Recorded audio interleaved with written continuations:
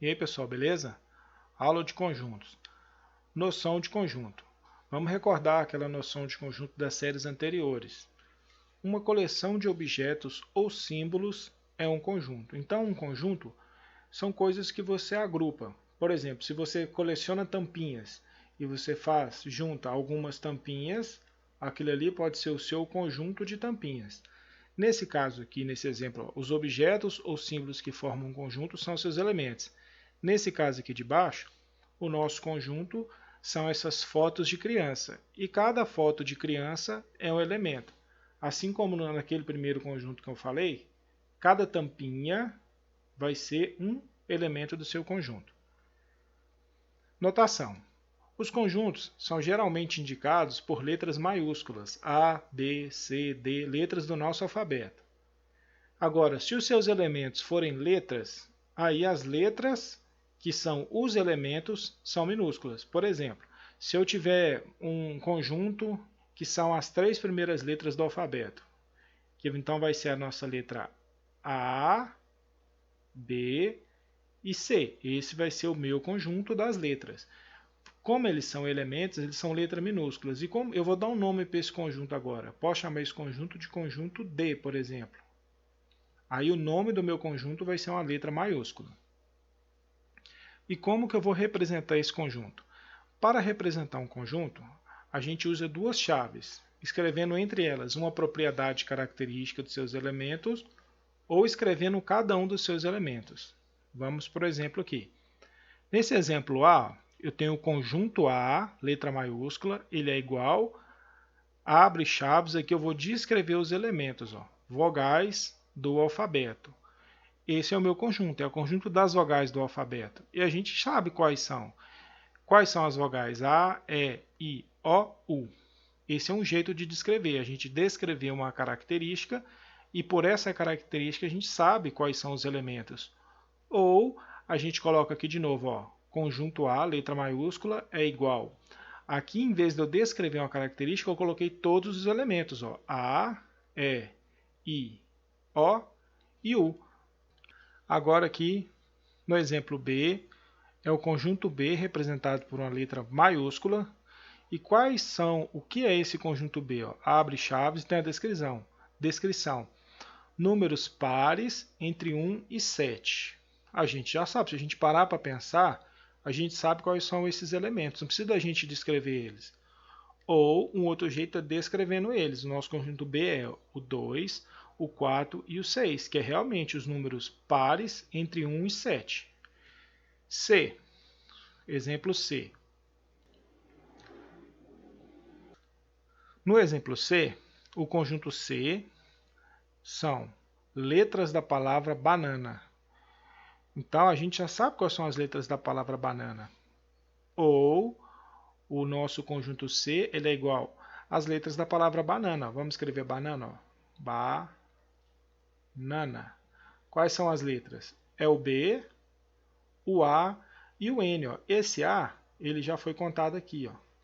A gente não precisa de contar coisas repetidas no nosso conjunto. É como se você está fazendo uma coleção de figurinha e você não conta as figurinhas repetidas. Você conta que tem aquele tipo de figurinha.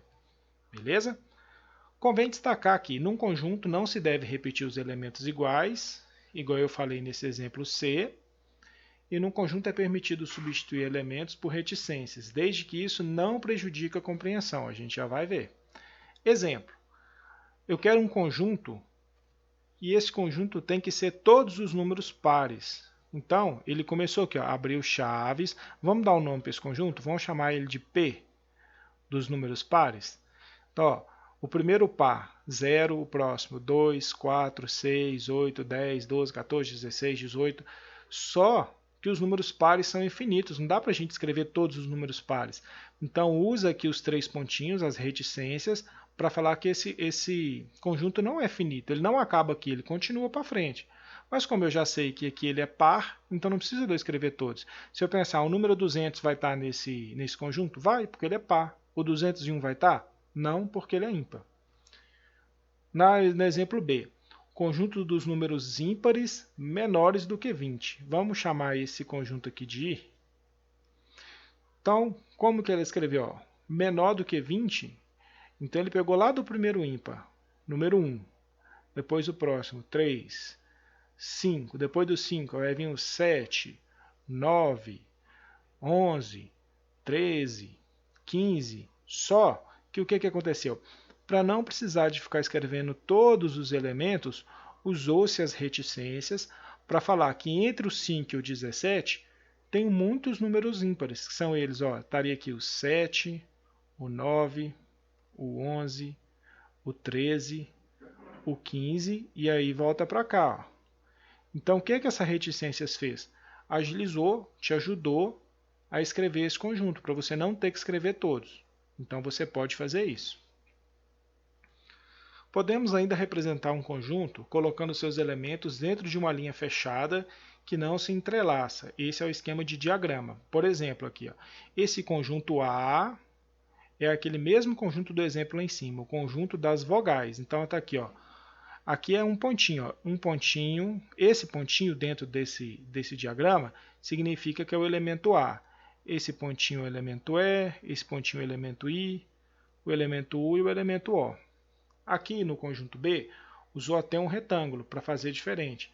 Então, ó, esse pontinho é o conjunto, é o número, o elemento 2, esse pontinho é o elemento 4, esse pontinho é o elemento 6. Lembrando que esse conjunto B, vamos voltar lá. Ó. Conjunto A, vogais do alfabeto. Então tá aqui, ó. A, E, I, O, U. No B, números pares entre 1 e 7. É o 2, 4, 6. 2, 4, 6.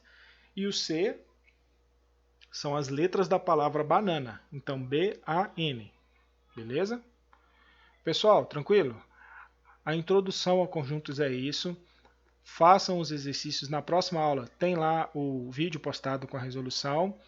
E tem os exercícios para você fazer download e resolver. Então, baixa, faz, resolve. E aí, depois que você fizer, faça o máximo que você conseguir. Você vai na resolução para tirar a dúvida. Beleza? A matemática, se não praticar, não aprende. Até o próximo vídeo.